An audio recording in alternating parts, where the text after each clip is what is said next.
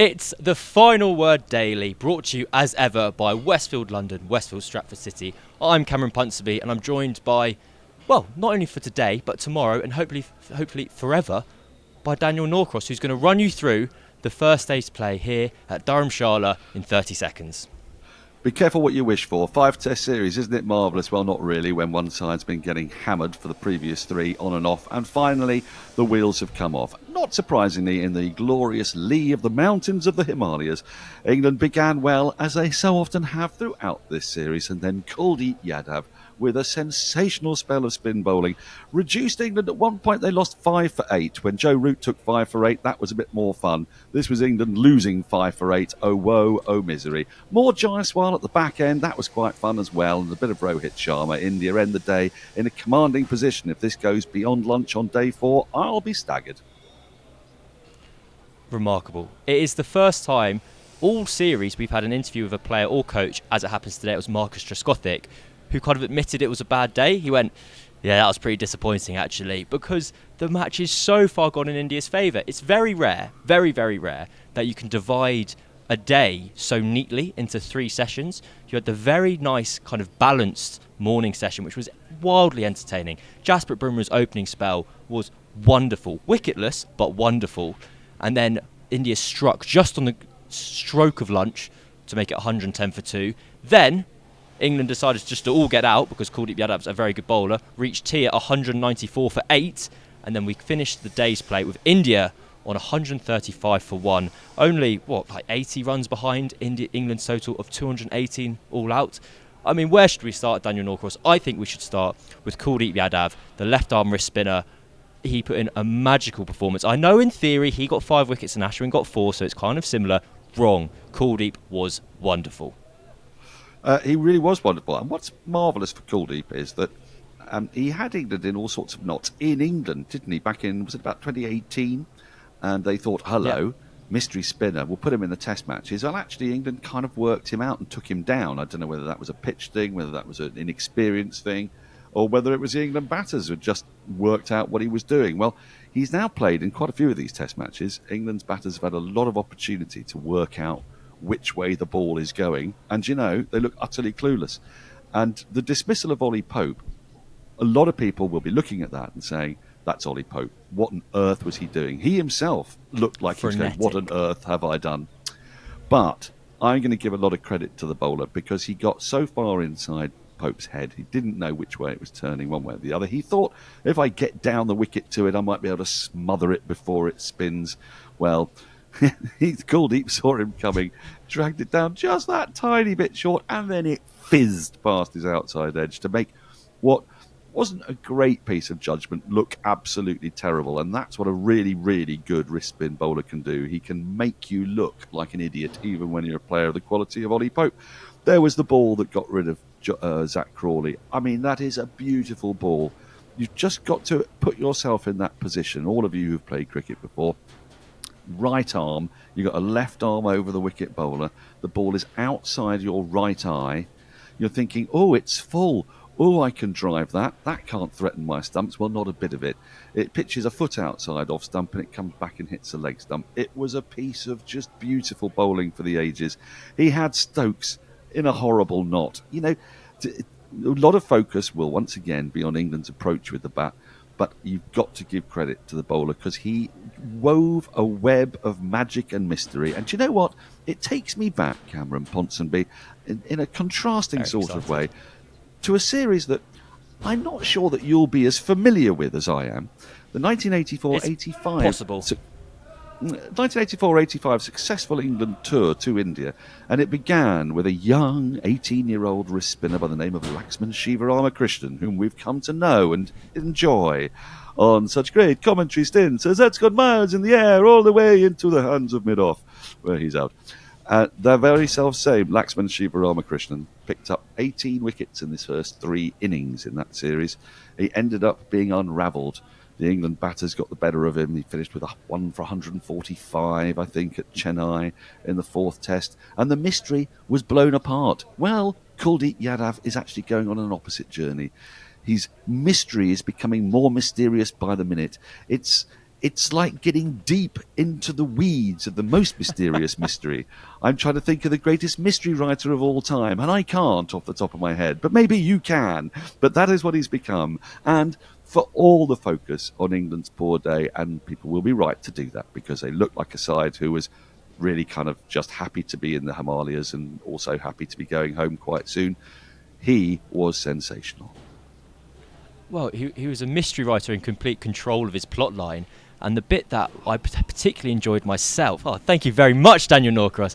The bit I particularly enjoyed was Kartik Krishnaswamy, friend of the show, telling me that just before the Pope dismissal, Jarrell was heard over the stump mic saying he's going to run at you now. And lo and behold, Pope skipped down the wicket. They knew what was happening. They knew that what Pope's thought process was going to be. And it was a dismissal of so many kind of confirmation biases. McCullum had been asked about Pope's frenetic starts. Can he calm down a little bit? And then, well, in the very next test match, after getting a pair, he runs down the wicket in the over before lunch and is stumped. And he looked I felt so sorry for him because he was stood with one hand on his bat, holding his bat, and his other hand kind of forlornly flopped over his head. And you go, God, like for an international athlete, it's not your finest shot. But more statistics, more numbers, more magic to throw your way about Kuldeep Yadav. He reached 50 test wickets in this innings. He has a strike rate of 37 when he reached that milestone. That is the best strike rate of any test cricketer with 50 or more wickets this century.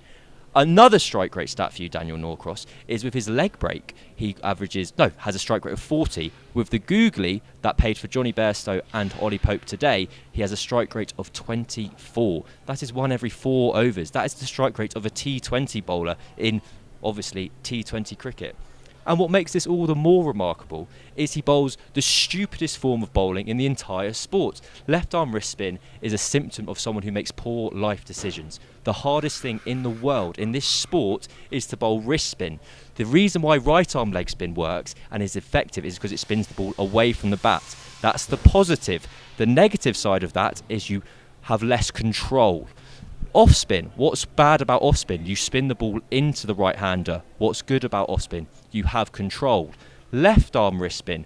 What's good about it? Nothing, because you spin the ball into the right hander without control. The reason there are so few left arm wrist spinners is because people who make such bad life decisions fall away from the sport to drugs, girls, booze before they get a chance to reach this level.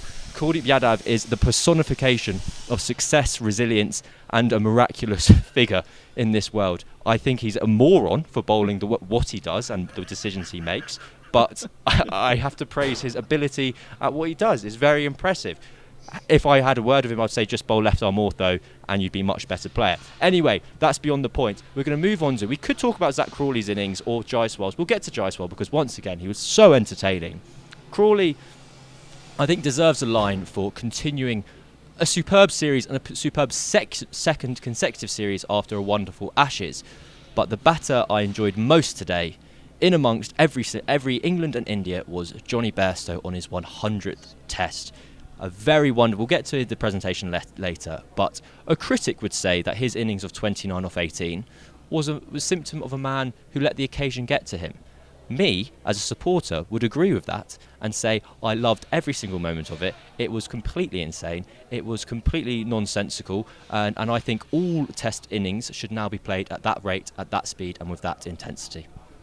Well, do you know, it was so much fun that I got out of bed and stopped watching on my small phone while lying in bed to watch it, and decided this deserves a bigger screen. And in the time it took me to put the kettle on, quickly go to the loo and get into my sitting room to watch it on the big screen, both he and Joe Root were out.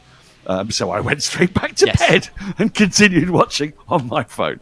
But it was one of those acts of pugnacity that us now so common with Jonny Bairstow. And he hinted at it in the previous test, didn't he? After being slightly criticised, people are a little bit careful about the criticism they give to Jonny Bairstow for obvious reasons, because he doesn't take to it awfully well.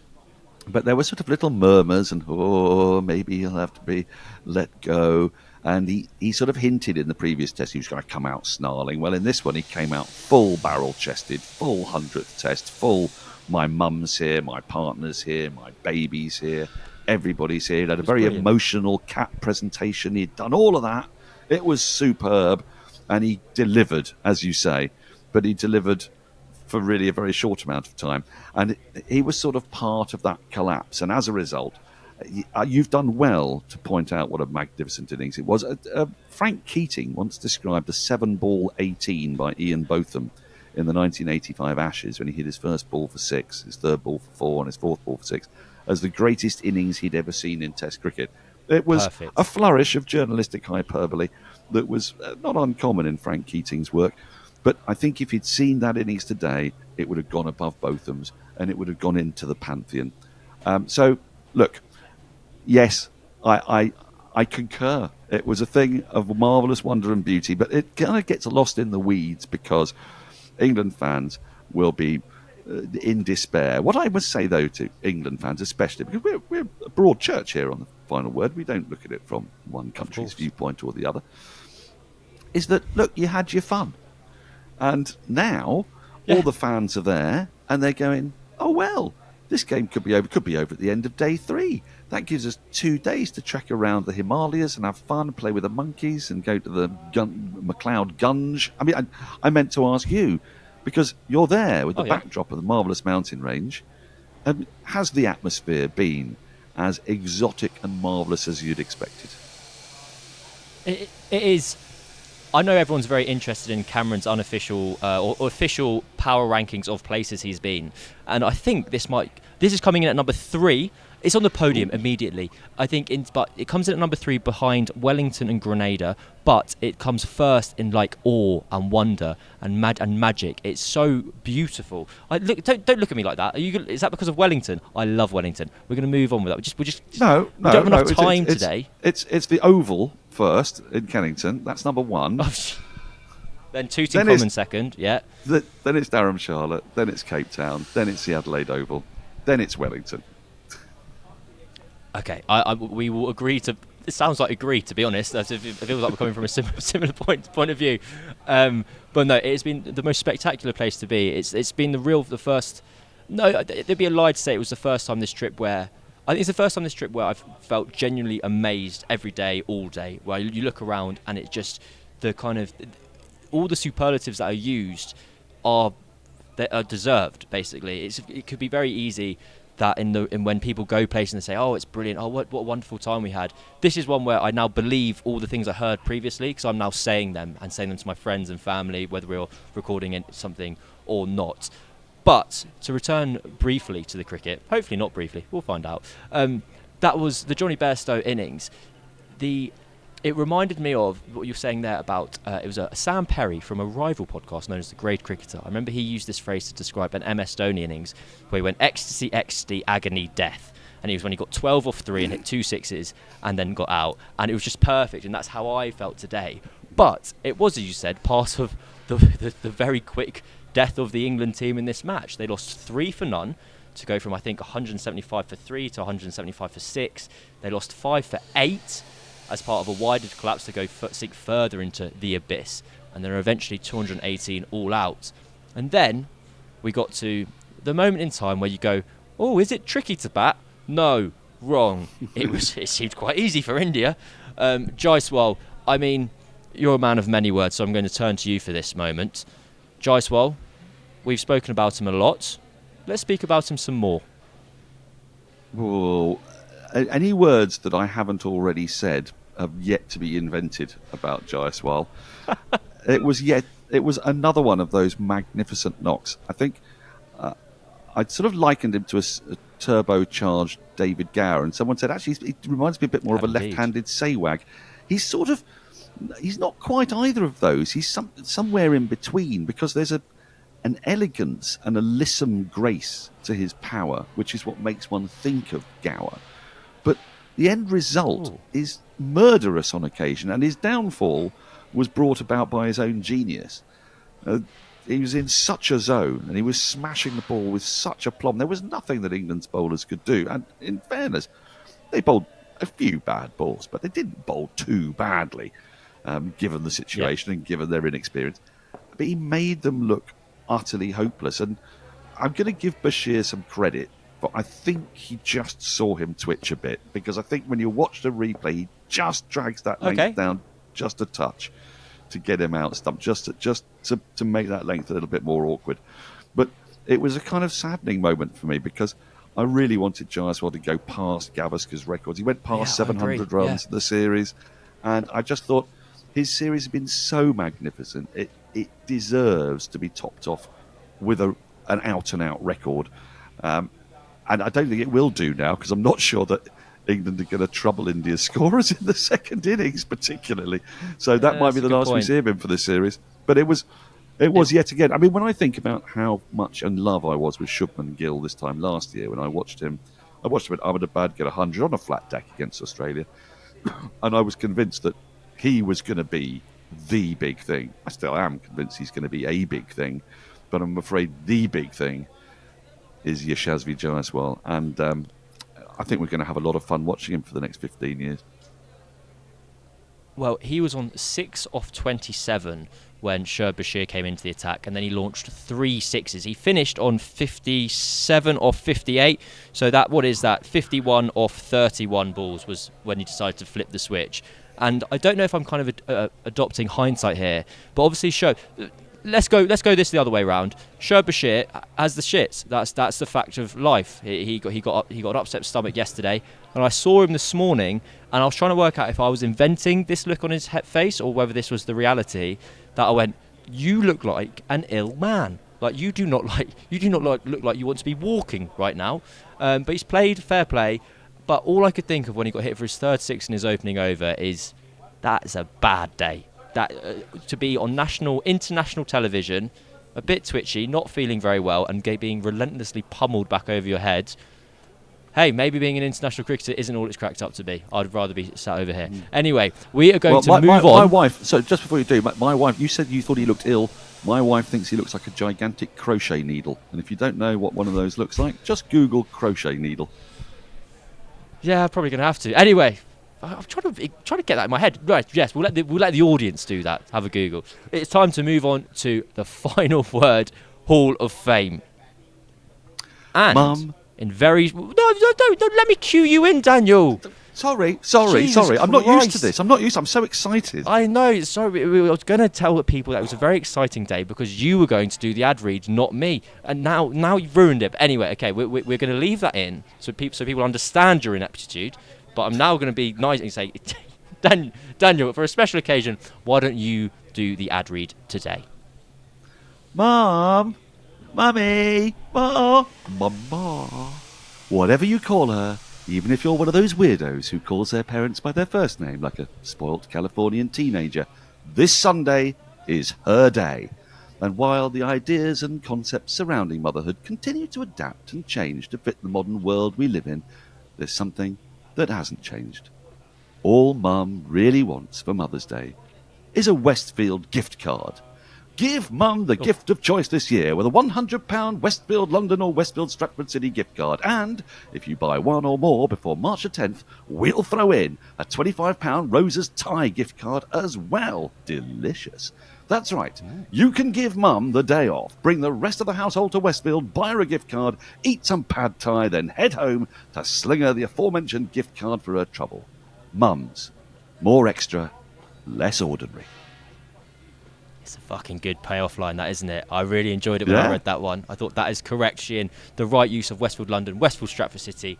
More extra, less ordinary. Mums, more extra, less ordinary. Anyway, it is the time for the Hall of Fame. I was going to go first because you read it, but actually now I'm talking, so I'm going to let you go first.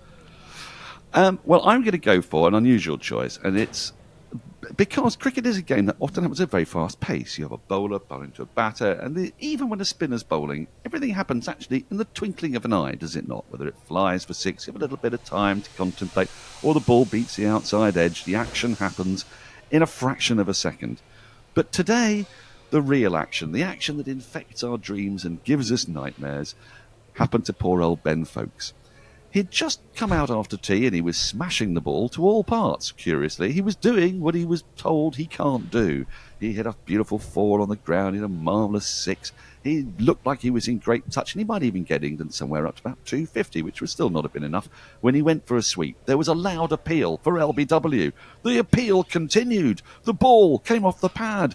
Folkes turned round and he looked what seemed like a minute, 2, 3 may have passed. It wasn't, of course, that long, but the ball dribbled, and then it spun, and then it tickled the base of the stumps, and a bail forlornly went plop.